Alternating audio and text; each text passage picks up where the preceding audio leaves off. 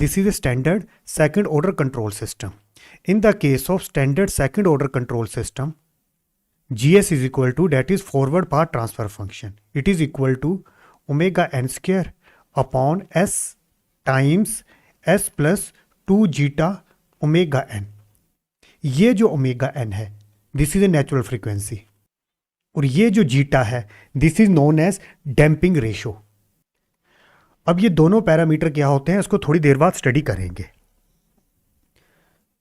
तो second order system के लिए ओपन लूप ट्रांसफर फंक्शन क्या होगा, OLTF is equal to GS into HS. Here we are using unity feedback system, तो HS is 1, तो OLTF is GS. This is unity feedback system, तो OLTF हुआ simply GS के equal. अब यहां पर by default negative feedback use करते हैं. अब ये जो ब्लॉक डायग्राम है, मतलब ये जो कंट्रोल सिस्टम है, इसके लिए ओवरऑल ट्रांसफर फंक्शन लिखेंगे, that is close loop transfer function, जहां पर फीडबैक यूज करते हैं. ओवरऑल ट्रांसफर फंक्शन किसके इक्वल होगा, CS upon RS, that is, और ये किसके इक्वल होता है, GS upon 1 plus GS HS. HS है 1, तो 1 प्लस GS.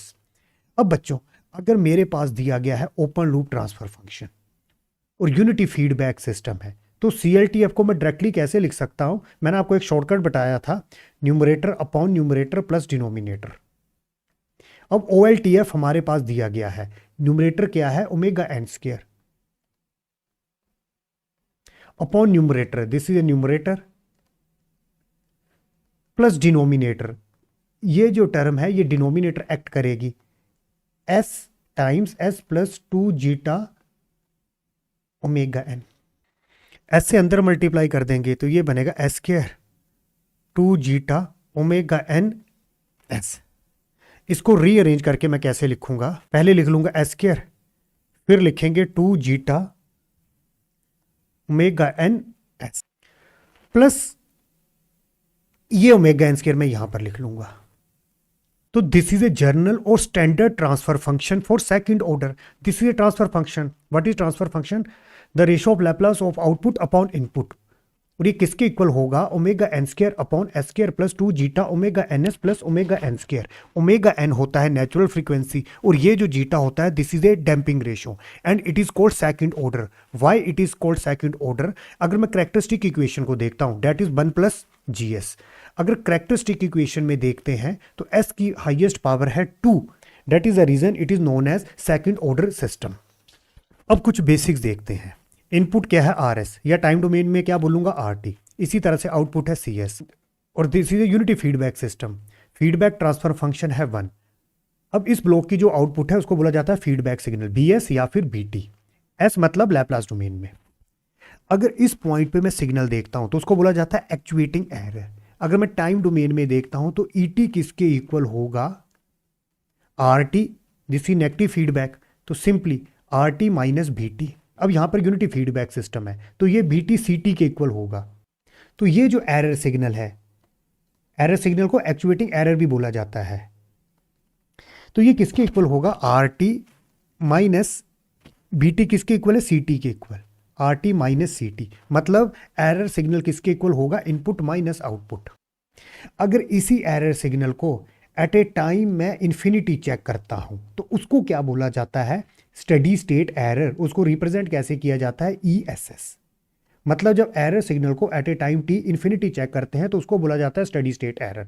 और ये स्टेडी स्टेट एरर किसके इक्वल होता है, ऑलरेडी हमें ये फार्मूला पता है, limit S approaches to 0 SRS 1 plus GS HS. यहां पर HS है 1, तो ESS is steady state error.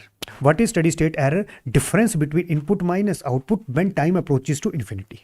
ये जो RLC नेटवर्क है, this is example of second order system. अगर इस नेटवर्क को मैं लैप्लास डोमेन में ले जाता हूं तो जो इंडक्टर है it will behave as a impedance. तो सिंपली इंडक्टर को कैसे रिप्रेजेंट करते हैं, आपको ऑलरेडी पता है, SL. और इसी तरह से ये जो कैपेसिटर है लैप्लास डोमेन में it will behave as a impedance, और इसको रिप्रेजेंट कैसे करते हैं, 1/SC. अब मुझे ट्रांसफर फंक्शन निकालना है. ट्रांसफर फंक्शन किसके इक्वल होता है, the Laplace of output. Output क्या है यहां पर, CT, मतलब C of S. Laplace domain में जाना है, अपॉन इनपुट का लैप्लास लेना है, इनपुट है RT, दैट इज RS.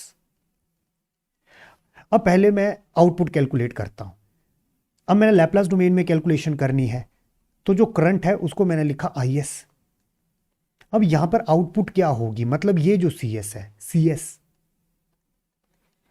ये CT टाइम डोमेन में है। अब CS मतलब लैप्लास डोमेन में, ये किसके इक्वल होगा, जो इस इंपीडेंस के अक्रॉस वोल्टेज ड्रॉप होगा। करंट है this one and this is impedance, तो जो वोल्टेज ड्रॉप होगा वो मुझे आउटपुट मिलेगा। तो CS क्या हुआ, IS इंटू 1/SC। और ये जो S होता है ये स्मॉल s होता है। अब इनपुट कैलकुलेट करते हैं, तो इनपुट मतलब इसको लेके चले जाएंगे लैप्लास डोमेन में। RS किसके इक्वल होगा, जो इस रजिस्टर के क्रॉस ड्रॉप होगा, R इंटू ये जो IS, प्लस जो इस इंडक्टर के क्रॉस ड्रॉप होगा, मतलब SL, inductor will behave as a impedance in Laplace domain, into this IS, plus जो इस कैपेसिटर के क्रॉस ड्रॉप होगा। पोलैरिटी इस तरह से आएगी, 1/SC इंटू IS। जैसे मैं IS कॉमन लूंगा तो ब्रैकेट के अंदर ये बचेगा। अब मुझे ट्रांसफर फंक्शन कैलकुलेट करना है, CS/RS। CS ये आया अपॉन RS, और RS ये आया। IS एक दूसरे को कैंसिल करेंगे, तो ट्रांसफर फंक्शन क्या होगा, CS/RS is equal to 1/SC। ये ध्यान रखना, कंट्रोल सिस्टम में जब लैप्लास डोमेन में ये जो हम S लिखते हैं ये लोअर केस में लिखते हैं, मतलब स्मॉल s, पर ड्यूरिंग राइटिंग जनरली हमसे बड़ा S लिखा जाता है। तो ये आ जाएगा LCM, तो क्या बनेगा, RSC plus S² LC plus 1। ये SC एक दूसरे को कैंसिल करेंगे, तो CS/RS किसके इक्वल आएगा, 1/S² को मैं पहले लिख लूंगा, S² LC plus S RC plus 1। And now this is second order system. अगर डिनोमिनेटर में देखते हैं तो S की है हाईएस्ट पावर, तो this is second order system. तो RLC network is example of second order system. Now we will see what is the meaning of omega n and zeta. The response of second order or higher order system shows continuous or sustained oscillation about the steady state value of output with the frequency known as undamped natural frequency omega. अब इस statement का मतलब क्या है, इसको एक example से देखते हैं। दिस इज टाइम एक्सिस और रिस्पॉन्स क्या होता है, CT। अगर मेरे पास है कोई सेकंड ऑर्डर सिस्टम, अगर मैंने अप्लाई की इनपुट, तो जो आउटपुट मिलेगी उसको मैं बोलूंगा CT। अब इसी आउटपुट को एट ए टाइम T मैं इन्फिनिटी चेक करता हूं, तो इस आउटपुट को बोला जाता है स्टडी स्टेट वैल्यू। यहां पर मैंने लिया आउटपुट। अब इसी आउटपुट को एट ए टाइम मैं T इन्फिनिटी चेक करता हूं, तो उसको बोला जाता है steady state output. For example this is study state output, जहां पर पहुंचना है। अब फॉर एग्जाम्पल रिस्पॉन्स इस तरह से मिला, मतलब जैसे जैसे टाइम को बढ़ाते जा रहे हैं, मतलब जैसे time approaches to infinity, output settle हो चुकी है, मतलब स्टडी स्टेट वैल्यू पे पहुंच चुकी है। अब सेकंड ऑर्डर या हायर ऑर्डर में क्या होता है कि ये जो रिस्पॉन्स है ये स्टडी स्टेट के अक्रॉस सेटल नहीं होता, सिंपली स्टडी स्टेट के अक्रॉस कंटिन्यूस ऑसिलेशन मिलती हैं, मतलब इस तरह से। मतलब इस रिस्पॉन्स को यहां पर सेटल हो जाना चाहिए था, पर अब ये सेटल नहीं हुआ। ये है स्टडी स्टेट वैल्यू, इसको रिप्रेजेंट किया this one, this is study state output, मतलब the output when time approaches to infinity. तो आप देखो रिस्पॉन्स सेटल नहीं हुआ, स्टडी स्टेट के अक्रॉस लगातार कंटिन्यूअस ऑसिलेशन मिलती हैं। अब ये जो ऑसिलेशन होती है, इनकी जो फ्रीक्वेंसी होती है उसको बोला जाता है अनडैम्प्ड नेचुरल फ्रीक्वेंसी, और उसको WN से रिप्रेजेंट करते हैं। तो यही लिखा है, the response of the second order और higher order system, it can be third order, shows a continuous और sustained oscillation about the steady state value of output with the frequency known as undamped natural frequency WN. Except first order system, every other system shows oscillatory behavior. Which is not good for the stability of system. अब ये जो oscillations हैं वो stability के लिए अच्छी नहीं है, तो सिंपली अब हमें इन ऑसिलेशन को खत्म करना है। अब इन ऑसिलेशन को खत्म कैसे किया जाता है? By using appropriate damping method. Hence in the interest of stability the oscillation in the system are killed gradually by using appropriate damping methods. This damping is mathematically expressed as damping ratio that is zeta. तो zeta क्या होता है? एक तरह से damping ratio. तो बच्चों मैं जल्दी से एक्सप्लेन कर देता हूं। सेकंड ऑर्डर के केस में क्या प्रॉब्लम होती है? When time approaches to infinity, output किसके इक्वल मिलनी चाहिए? स्टडी स्टेट के इक्वल मिलनी चाहिए। पर होता क्या है? आउटपुट सेटल नहीं होती, स्टडी स्टेट के अक्रॉस लगातार ऑसिलेशन मिलती रहती है, और इन ऑसिलेशंस की जो फ्रीक्वेंसी है उसको बोला जाता है WN, that is undamped natural frequency. अब इन ऑसिलेशन को खत्म कैसे किया जाता है? By using appropriate damping method. और ये जो डैम्पिंग होती है इसको रिप्रेजेंट करते हैं जीटा से, दैट इज डैम्पिंग रेशो। और ये प्रॉब्लम फर्स्ट ऑर्डर सिस्टम में नहीं होती, बाकी सभी सिस्टम में like second order, third order systems में ये प्रॉब्लम होती है। This is A close loop control transfer function. अगर इसके थ्रू मैं open loop transfer function calculate करता तो सेकंड ऑर्डर के लिए ओपन लूप ट्रांसफर फंक्शन क्या होगा? मैं शॉर्टकट यूज करूंगा। शॉर्टकट मेथड क्या होगा? Numerator upon denominator minus numerator. ये एप्लीकेबल कब होगा? जब यूनिटी फीडबैक सिस्टम होगा। तो न्यूमरेटर क्या है? Omega N square upon denominator, ये जो पूरी की पूरी टर्म डिनोमिनेटर में है। ये जो ट्रांसफर फंक्शन है ये क्लोज सिस्टम के लिए है, तो डिनोमिनेटर की टर्म है s square plus 2 zeta omega N S plus omega N square minus numerator. ये एक दूसरे को करेंगे cancel. Open loop transfer function तो OLT है, मतलब open loop transfer function, that is GS। और बच्चों आपको पता है ये जो ओपन लूप ट्रांसफर फंक्शन है ये क्लोज सिस्टम के लिए कैलकुलेट करते हैं। तो सिंपली HS बनना है तो simply GS is equal to omega N square. Denominator से मैं S को कॉमन लूंगा, जैसे S कॉमन लिया तो अंदर क्या बचा? S plus 2 zeta omega N.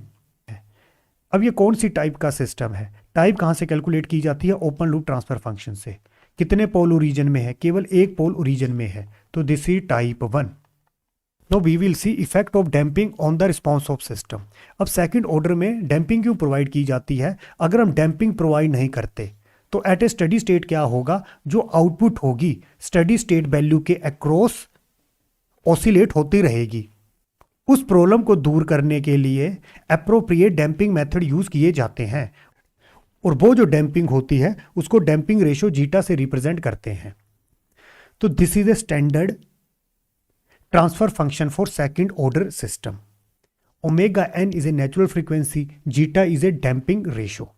अगर हम कैरेक्टरिस्टिक इक्वेशन देखते हैं, basically this is a closed loop transfer function, तो इसकी कैरेक्टरिस्टिक इक्वेशन क्या होगी? 1 प्लस GS। तो सिंपली 1 प्लस GS क्या हुआ? This one. अब मुझे इस क्वाड्रेटिक इक्वेशंस के रूट्स कैलकुलेट करने हैं, या मैं सिंपली क्या बोलूंगा? मुझे ट्रांसफर फंक्शंस के पोल कैलकुलेट करने हैं। तो 1 प्लस GS को मैं 0 के बराबर इक्वेट करूंगा। सिंपली ये जो कैरेक्टरिस्टिक इक्वेशन है इसको 0 के बराबर इक्वेट करेंगे। हमें कैलकुलेट करने हैं रूट्स या फिर पोल की लोकेशन कैलकुलेट करनी है। अब ये इक्वेशन कौन सी है? This is a quadratic equation. ये इक्वेशन किस फॉर्म में दी गई है? This is a quadratic equation, ax² plus bx plus c is equal to 0। अब क्वाड्रेटिक इक्वेशन के रूट्स कैसे कैलकुलेट किए जाते हैं? तो फार्मूला क्या यूज होता है? -b plus -b² minus 4ac upon 2a। तो मुझे इस इक्वेशन के रूट्स कैलकुलेट करने हैं। तो -b क्या हुआ? आपने इस इक्वेशन को इसके इक्वल इक्वेट करना है। तो यहां पर x² क्या है? s²।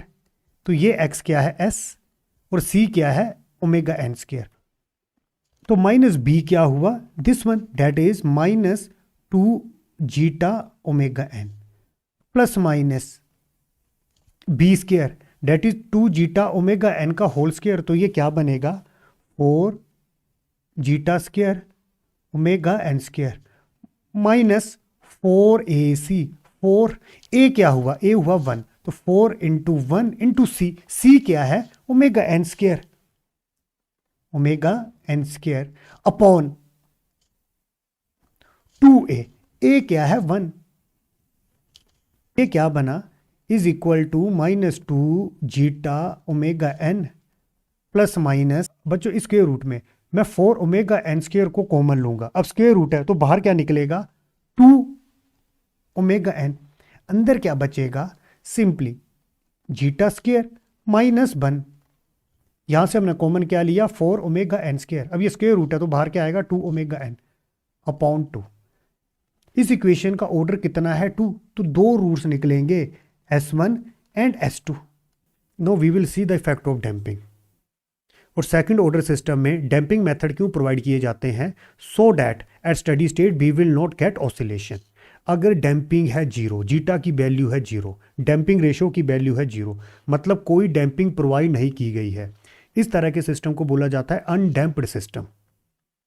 जैसे आप इस ग्राफ को देखो, this is a time, this is output.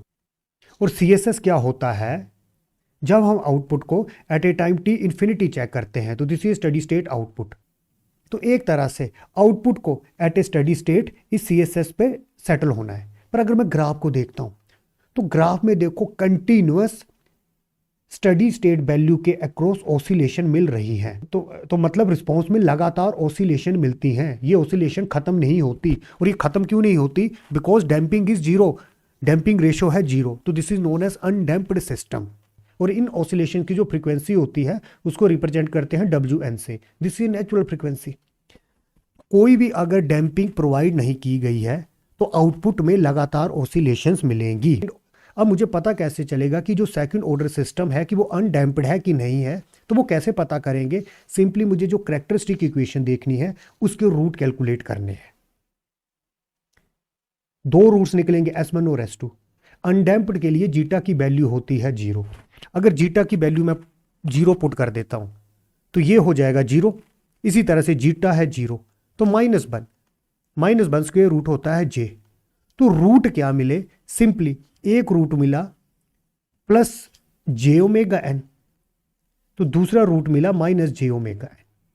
तो अगर सेकंड ऑर्डर की कैरेक्टरिस्टिक इक्वेशंस के मैं रूट कैलकुलेट करता हूं और अगर मुझे रूट्स प्योरली इमेजिनरी रूट्स मिलते हैं, और रूट्स क्या बताता है पोल की लोकेशन, तो सिंपली अगर मुझे प्योरली इमेजिनरी पोल्स मिलते हैं, this is S plane, this is sigma, this is j omega, तो सिंपली अगर पोल प्योरली इमेजिनरी मिलते हैं तो मैं क्या बोलूंगा, जो सिस्टम है वो है अनडैम्प्ड सिस्टम। और उस केस में आउटपुट में लगातार ऑसिलेशंस मिलेंगी। इसी तरह से अंडरडैम्प्ड सिस्टम की बात करते हैं। अंडरडैम्प्ड सिस्टम में जो जीटा होता है वो वेरी करता है बिटवीन 0 एंड 1। तो अंडरडैम्प्ड के केस में क्या होता है, डैम्पिंग प्रोवाइड की गई है, एक तरह से आप डैम्पिंग को मान सकते हो फ्रिक्शन, मतलब इस केस में फ्रिक्शन प्रोवाइड की गई है। ये फ्रिक्शन क्यों प्रोवाइड की जाती है, so that at a study state when time approaches to infinity output में ऑसिलेशन ना मिले, मतलब ऑसिलेशन खत्म हो जाए। वो ऑसिलेशन खत्म किसके कारण होती है, जीटा, और जीटा को आप क्या बोल सकते हो, फ्रिक्शन के कारण जो ऑसिलेशन अब खत्म हो जाएंगे। अगर सेकंड ऑर्डर सिस्टम में जो जीटा है वो 0 और 1 के बीच में लाई करता है तो रिस्पॉन्स कैसे मिलेगा, आप रिस्पॉन्स देख सकते हो, this is A study state value, मतलब आउटपुट को ये जो स्टडी स्टेट वैल्यू है यहां पर सेटल हो जाना है। अगर मैं आउटपुट कोड देखता हूं CT, इनिशियली ऑसिलेशंस मिलती हैं और धीरे धीरे ये ऑसिलेशन खत्म हो जाएंगी और धीरे धीरे जो आउटपुट मिलेगी वो स्टडी स्टेट के इक्वल हो जाएगी, मतलब जो आउटपुट है वो स्टडी स्टेट ही मेंटेन रहेगी। और ये स्टडी स्टेट क्या होता है, जब हम आउटपुट को at a time t infinity check करते हैं, एक तरह से आउटपुट को इस स्टडी स्टेट में सेटल होना है। तो अंडर डैम्प्ड के केस में क्या हुआ, इनिशियली ऑसिलेशंस मिलती हैं पर लगातार ऑसिलेशंस का एम्पलीट्यूड डिक्रीज होता है और लास्ट में जो आउटपुट है वो स्टडी स्टेट पे सेटल हो जाती है। अब मुझे कैसे पता लगेगा कि जो गिवन सिस्टम है वो अंडर डैम्प्ड है कि नहीं, तो इसके लिए जो सेकंड ऑर्डर का ट्रांसफर फंक्शन है उसकी कैरेक्टरिस्टिक इक्वेशंस के मैं रूट कैलकुलेट करूंगा, these are the roots. Under damped के केस में जो जीटा है वो 0 से लेके 1 के बीच में लाई करता है। फॉर एग्जांपल जीटा को मैंने ले लिया 0.5, जीटा 0 और 1 के बीच में होना चाहिए।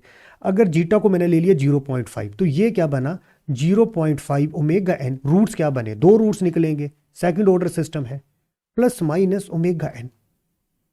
0.5 का स्क्वायर है 0.25 -1। अब अगेन यहां पर -1 0.25 से बड़ा है तो अगेन स्क्वायर रूट के अंदर माइनस की क्वांटिटी आएगी, तो एक तरह से मैं बोलूँगा जे। तो ये रूट्स क्या होंगे, इसको मैंने ज्यूम कर लिया माइनस ए प्लस माइनस, अब अगेन स्क्वायर रूट के अंदर नेगेटिव क्वांटिटी आएगी, तो मैं इसको कैसे रिप्रेजेंट करूंगा, जे बी।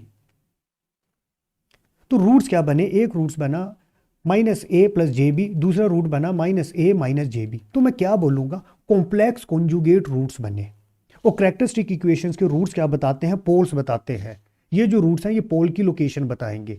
तो दो पोल्स कौन से मिले, complex conjugate poles. Complex conjugate pole का मतलब एक पोल बना minus a plus j b, दूसरा बना minus a minus j b. मतलब एक पोल यहां पर लाई करेगा, फॉर एग्जाम्पल इसको मैंने मान लिया minus a minus j b, this is minus a, this is minus j b. दूसरा पोल यहां पर आएगा minus a minus j b, this is minus a, और ये क्या होगा माइनस जे बी। अगर करेक्टरिस्टिक इक्वेशंस के जो रूट्स मिलते हैं वो कॉम्प्लेक्स कॉन्जुगेट रूट्स होते हैं, तो उस सिस्टम को मैं बोलूंगा अंडर डैम्प्ड। और उस केस में जो जीटा होता है वो 0 और 1 के बीच में प्रेजेंट होता है। और डैम्पिंग क्या होता है, एक तरह से फ्रिक्शन। तो एक तरह से फ्रिक्शन क्या होगी, इन ऑसिलेशंस को खत्म कर देगी। इनिशियली आप देखो ऑसिलेशंस मिलती थी, पर धीरे धीरे ये खत्म हो गई, और जो आउटपुट है वो स्टडी स्टेट आउटपुट के इक्वल हो गई। स्टडी स्टेट आउटपुट क्या होता है, एक तरह से रेफरेंस होता है जहां पर आउटपुट को at a time t infinity पहुंचना है। इसी तरह से अगर जीटा की वैल्यू होती है 1, उस तरह के सिस्टम को मैं बोलूंगा critically damped. Critically damped system में क्या होता है, आप ग्राफ को देखो, दिस इज टाइम एक्सिस और ये आउटपुट है, मुझे यहां पर पहुंचना है, स्टडी स्टेट आउटपुट यहां पर हमें पहुंचना है। तो डायरेक्टली आउटपुट इस तरह से मिलती है और बाद में ये आउटपुट यहां पर आके कांस्टेंट हो जाती है, मतलब रिस्पॉन्स एक तरह से सेटल हो जाता है। अब आप टाइम को इंक्रीज करते रहो, ये जो आउटपुट है वो स्टडी स्टेट आउटपुट के इक्वल रहेगी। एक तरह से study state output reference output है जहां पर हमें पहुंचना है। तो दिस इज क्रिटिकली डैम्प्ड।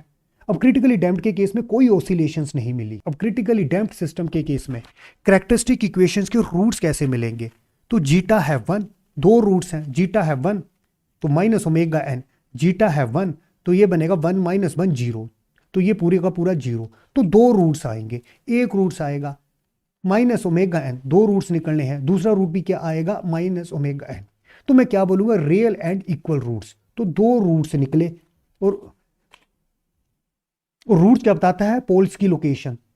तो पोल्स की लोकेशन क्या है, माइनस ओमेगा एन, तो दो पोल मिले। तो जब सिंपली हमें रियल एंड इक्वल रूट्स मिलते हैं तो मैं क्या बोलूंगा, जो सिस्टम होगा वो क्रिटिकली डैम्प्ड होगा। और ये जो रेफरेंस आउटपुट लिखा है जिसको बोला है स्टडी स्टेट आउटपुट, आप इसको फाइनल आउटपुट भी बोल सकते हो। फाइनल आउटपुट, फाइनल आउटपुट मतलब क्या है, जहां पर आउटपुट को पहुंचना है। अगर मैं ओवर डैम्प्ड सिस्टम का रिस्पॉन्स देखता हूं तो एक तरह से ये क्रिटिकल डैम्प्ड सिस्टम की तरह है।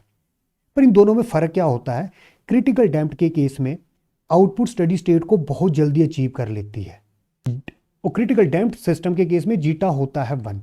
पर ओवर डैम्प्ड के केस में क्या होता है, जीटा ग्रेटर देन 1, मतलब बहुत सारी फ्रिक्शन प्रोवाइड कर दी गई है। तो अब आउटपुट कुछ टाइम लेगी सेटल होने के लिए। तो आप देख लो, अब आउटपुट ने कुछ टाइम लिया, इस टाइम पे आउटपुट स्टडी स्टेट आउटपुट के इक्वल हो गई।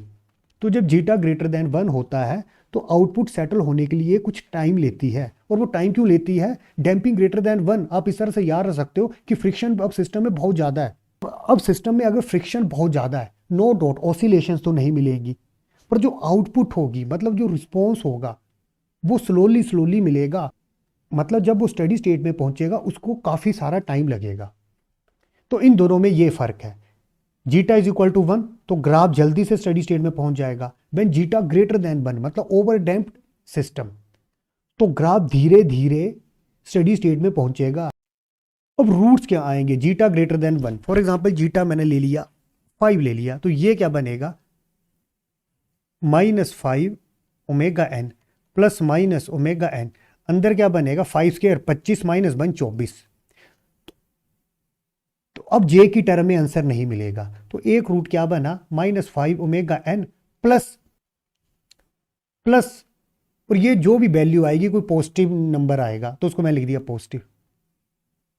इसी तरह से दूसरा रूट क्या बनेगा माइनस 5 ओमेगा एन, अब ये दूसरा रूट माइनस, अंदर क्या होगी कोई positive quantity, this is S1 root, this is S2 root. तो एक तरह से क्या बना, दो रूट्स मिलेंगे दोनों रियल मिलेंगे, यहां पर कोई इमेजिनरी की टर्म नहीं है और दोनों अलग अलग होंगे, एक में प्लस है दूसरे में माइनस है। एक रूट है -5 ω n प्लस, दूसरा -5 ω n माइनस। तो एक तरह से मैं क्या बोलूंगा, दो different real and distinct root मिलेंगे -5, और मिलेंगे कहां पर, नेगेटिव साइड मिलेंगे, जैसे -5 ω n प्लस जो भी क्वांटिटी होगी -5 ω n माइनस, ओवरऑल जो रिजल्टेंट आएगा वो नेगेटिव ही आएंगे। तो सिंपली अगर मेरे पास एक ट्रांसफर फंक्शन दिया गया है सेकंड ऑर्डर का, उसके कैरेक्टरिस्टिक इक्वेशंस के मैं रूट कैलकुलेट करता हूं। अगर दो रूट्स मिलते हैं real and distinct, for example इस तरह से, this is S plane, this is sigma, this is j ω, तो मैं क्या बोलूंगा, सिस्टम इज ओवरडैम्प्ड। तो अगेन यहां पर मैंने क्रिटिकली ओवरडैम्प्ड के बीच में जल्दी से डिफरेंस बता देता हूं। क्रिटिकली डैम्प्ड सिस्टम के केस में जीटा होता है 1, ओवरडैम्प्ड के केस में जीटा होता है ग्रेटर देन 1। क्रिटिकली डैम्प्ड के केस में रिस्पॉन्स इस तरह से मिलता है और वो सेटल हो जाता है, मतलब ये जो आउटपुट है स्टेडी स्टेट आउटपुट के इक्वल हो जाती है। और ओवरडैम्प्ड के केस में जीटा ग्रेटर देन 1, तो एक तरह से बहुत ज़्यादा डैम्पिंग प्रोवाइड कर दी गई है, मतलब बहुत ज़्यादा फ्रिक्शन प्रोवाइड कर दी गई है, आप इस तरह से समझ सकते हो। तो जो रिस्पॉन्स होगा वो कुछ टाइम लेगा सेटल होने में। सेटल होने का मतलब क्या है कि ये जो आउटपुट है फाइनल वैल्यू के इक्वल हो जाए। तो this is A transfer function of second order system and this is a characteristic equation. और अगर मैं इस कैरेक्टरिस्टिक इक्वेशंस को सोल्व करता हूं तो रूट्स मिलेंगे, और ये जो रूट्स होते हैं ये पोल्स की लोकेशन को बताते हैं। अब मैं ड्रॉ करूंगा रूट लोकस। रूट लोकस का मतलब क्या है, अगर मैं जीटा की वैल्यू को चेंज करता जाता हूं तो पोल की लोकेशन कैसे चेंज होगी। तो इनिशियली अगर जीटा लेते हैं 0, तो उस केस में प्योरली इमेजिनरी रूट्स बने थे। और ऐसा क्यों हुआ था, जैसे ही जीटा 0 लिया था तो ये टर्म बन गई थी 0 और ये भी 0, और अंदर है -1 स्क्वायर रूट मतलब j। तो दो रूट्स कौन से बने थे, एक बना j⍵n तो दूसरा बना -j⍵n। तो उस केस में जो पोल्स की लोकेशन थी वो एस प्लेन में कहां पर थी, एक यहां पर थी j⍵n, दूसरा यहां पर थी -j⍵n। तो सिंपली j⍵n का मिला जब जीटा क्या था 0। अगेन ये दूसरा जो रूट मिला था, जो पोल की लोकेशन मिली थी, zeta is equal to 0। Same अब जीटा की वैल्यू को चेंज करना है और हम पोल की लोकेशन ड्रॉ करेंगे। अगर जीटा 0 और 1 के बीच में लाई करता है, इसको बोला जाता है अंडर डैम्प्ड सिस्टम। तो उस केस में रूट्स कैसे मिले थे, कॉम्प्लेक्स कॉन्जुगेट रूट। और कॉम्प्लेक्स कॉन्जुगेट रूट्स मतलब एक रूट मिला -a प्लस jb, दूसरा मिला -a माइनस jb। तो एक पोल की लोकेशन कहां पर मिली, फॉर एग्जाम्पल यहां पर मिली, this is a complex root, for example -a plus jb। इसका कॉन्जुगेट दूसरी साइड कहां पर मिलेगा, यहां पर। तो सिंपली ये जो टू कॉम्प्लेक्स कॉन्जुगेट पोल्स मिले, तो इसके लिए मैं क्या बोलूंगा, जीटा लेस देन 1 और इसके लिए जीटा लेस देन 1। इसी तरह से अगर जीटा है 1, इसको बोला जाता है क्रिटिकल डैम्प्ड।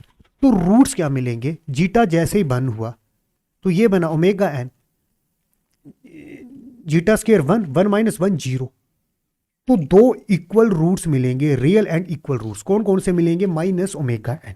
तो सिंपली यहां पर दो इक्वल रूट्स मिलेंगे और वो रूट्स मिलेंगे रियल में मिलेंगे। और सिंपली उन पोल्स की लोकेशन क्या है, एस प्लेन में उन पोल की लोकेशन है -ω_n। यहां पर दो इक्वल रूट्स मिले, मतलब दो पोल्स मिले। तो जब दो पोल -ω_n पे मिले तो यहां पर मैं क्या बोलूंगा, simply zeta is equal to 1। इसी तरह से जीटा ग्रेटर देन 1, इसको बोला जाता है ओवरडैम्प्ड। ओवरडैम्प्ड के केस में दो रूट्स मिले, रियल एंड डिस्टिंक्ट। तो इस केस में दो रूट्स मिले, रियल एंड डिस्टिंक्ट रूट, एक तो रियल है और दोनों अलग अलग है। तो फॉर एग्जांपल जो रूट्स मिले इस तरह से, एक रूट मैंने यहां पर बोल दिया, दूसरा रूट मैंने बोल दिया यहां। इन दोनों के केस में zeta greater than 1, zeta greater than 1, ये दोनों रूट्स देख लो, ये रियल हैं, इसमें इमेजिनरी कंपोनेंट नहीं है और दोनों अलग अलग है। और रूट्स क्या बताता है, पोल की लोकेशन। तो रूट लोकस में क्या होगा, हम जीटा की वैल्यू चेंज करेंगे। जैसे जैसे जीटा की वैल्यू चेंज करेंगे तो रूट चेंज होंगे, मतलब पोल की लोकेशन चेंज होगी। इनिशियली जीटा को रखा था 0, तो उसको बोला गया था अनडैम्प्ड सिस्टम। तो उस केस में जो रूट्स मिलते थे वो प्योरली इमेजिनरी मिलते थे, एक ऊपर मिला एक नीचे मिला। अब यहां से लेके यहां तक जीटा को वेरी करना है बिटवीन 0 to 1। तो उस केस में जो सिस्टम होगा वो होगा अंडर डैम्प्ड सिस्टम और कॉम्प्लेक्स कॉन्जुगेट रूट्स मिलेंगे। कॉम्प्लेक्स कॉन्जुगेट रूट्स का क्या मतलब, एक रूट यहां पर मिला तो इसका कॉन्जुगेट यहां पर मिलेगा, इसी तरह से एक रूट अगर यहां पर मिला तो इसका कॉन्जुगेट यहां पर मिलेगा। तो बच्चों यहां से लेके यहां तक जैसे जीटा को बिटवीन 0 and 1 चेंज करते हैं तो रूट लोकस की ब्रांच इस तरह से बनेगी, सेम नीचे से भी बनेगी। और कॉम्प्लेक्स कॉन्जुगेट का मतलब एक कॉम्प्लेक्स रूट यहां पर तो दूसरा यहां पर, इसी तरह से जैसे यहां पर ड्रॉ किया है। This is a complex pole, again this is a complex pole.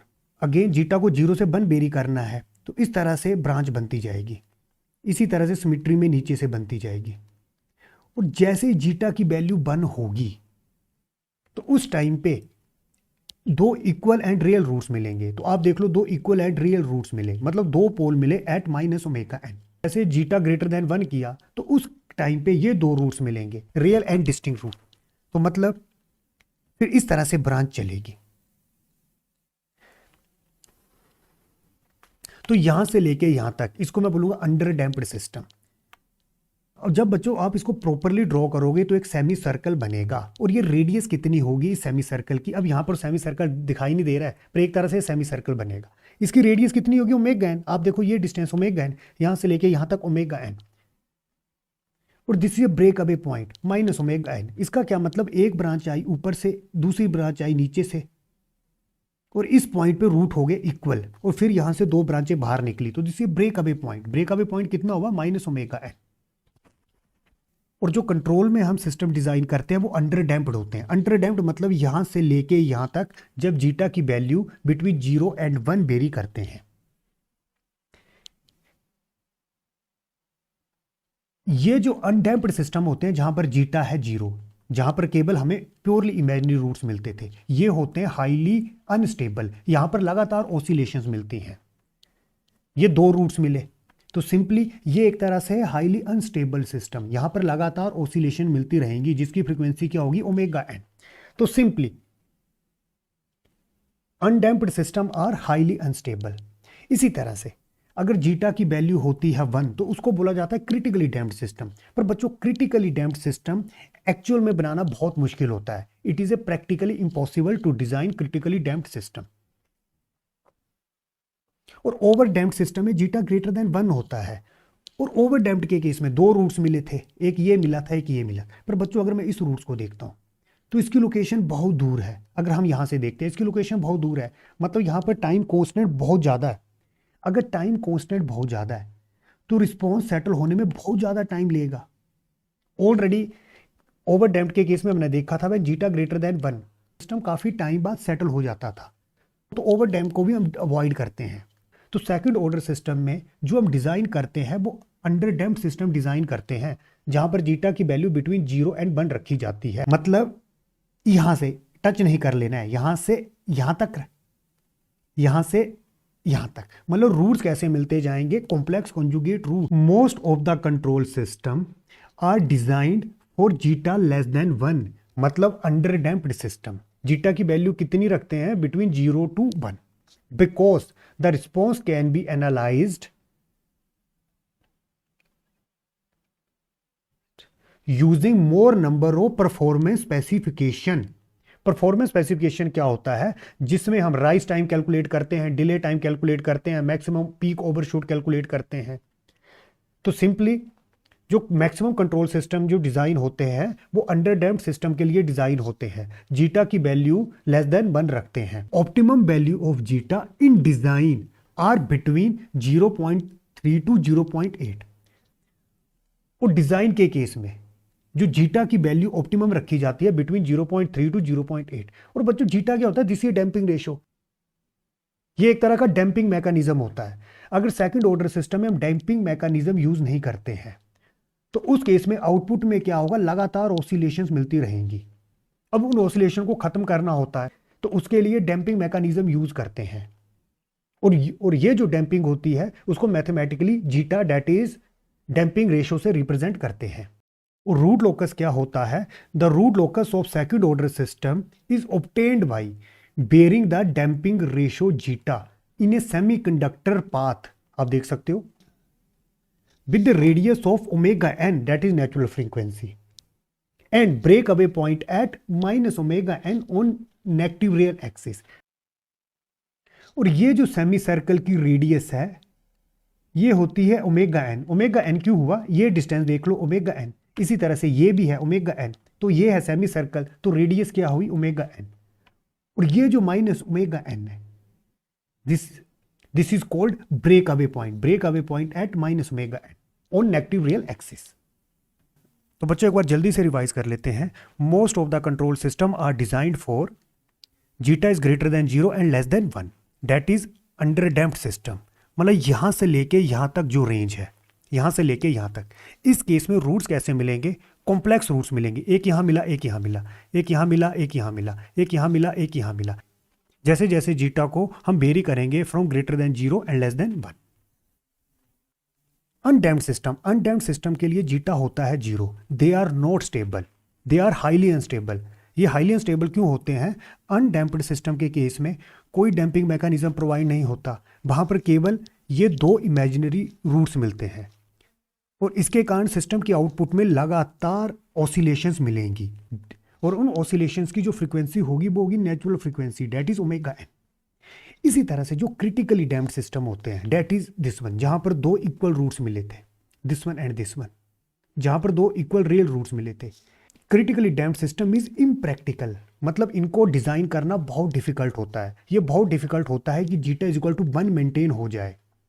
Actual में अगर क्रिटिकल डैम्प्ड सिस्टम बनाए तो जीटा ग्रेटर देन 1 हो जाएगा या फिर लेस देन 1 हो जाएगा। इसी तरह से अगर ओवर डैम्प्ड सिस्टम की बात करते हैं तो दो रूट्स मिले थे। अब ये जो रूट्स है, मतलब ये जो पोल की लोकेशन है, एज कंपैरिजन टू ओरिजिन काफी डिस्टेंस पर है, तो जिसके कारण क्या होगा, टाइम कांस्टेंट इंक्रीज होगा और सिस्टम की स्पीड कम होगी, मतलब रिस्पॉन्स टाइम इंक्रीज होगा और स्टेबिलिटी डिक्रीज होगी। The time constant of over damped system become huge due to which speed of the response and stability decreases. Speed of response का क्या मतलब कि जैसे यहां पर स्टडी स्टेट में पहुंचना है तो जो आउटपुट होगी काफी टाइम बाद स्टडी स्टेट में पहुंचेगी in the case of over damped system. और ये किसके कारण होता है, ड्यू टू दिस पोल जो ओरिजिन से काफी दूर है। तो जनरली डिजाइन में जो जीटा की वैल्यू है वो 0 और 1 के बीच में रखी जाती है, मतलब ये जो रेंज है, ये जो रेंज है, this is under damped system. Now we will study the characteristics of under damped system और second order system. Under damped system के केस में जो जीटा होता है वो 0 से लेके 1 के बीच में वेरी करता है। This is transfer function for second order system, this is a characteristic equation, this is second order, दो रूट्स होंगे और जैसे रूट्स कैलकुलेट करेंगे तो ये इक्वेशन मिलेगी। अब बच्चों अंडर डैम्प्ड सिस्टम है, तो अंडर डैम्प्ड सिस्टम के केस में जो जीटा होगा 0 और 1 के बीच में वेरी करेगा, मतलब zeta should be greater than 0 less than 1। अगर किसी जीटा के लिए, पर जीटा की वैल्यू 0 और 1 के बीच में रहनी चाहिए, मैं रूट्स कैलकुलेट करता हूं तो कॉम्प्लेक्स कॉन्जुगेट रूट्स मिलेंगे। एक यहां पर मिला, फॉर एग्जांपल एक यहां पर मिला। अब अगर मैं इस कॉम्प्लेक्स पोल को लेता हूं, ओरिजिन से मैं एक लाइन ड्रॉ कर देता हूं, तो ये डिस्टेंस कितना होगा आपको पता, this is omega N, natural frequency. ये जो सेमी सर्कल की रेडियस होती है वो होती है ओमेगा एन। इसी तरह से ये डिस्टेंस कितना होगा,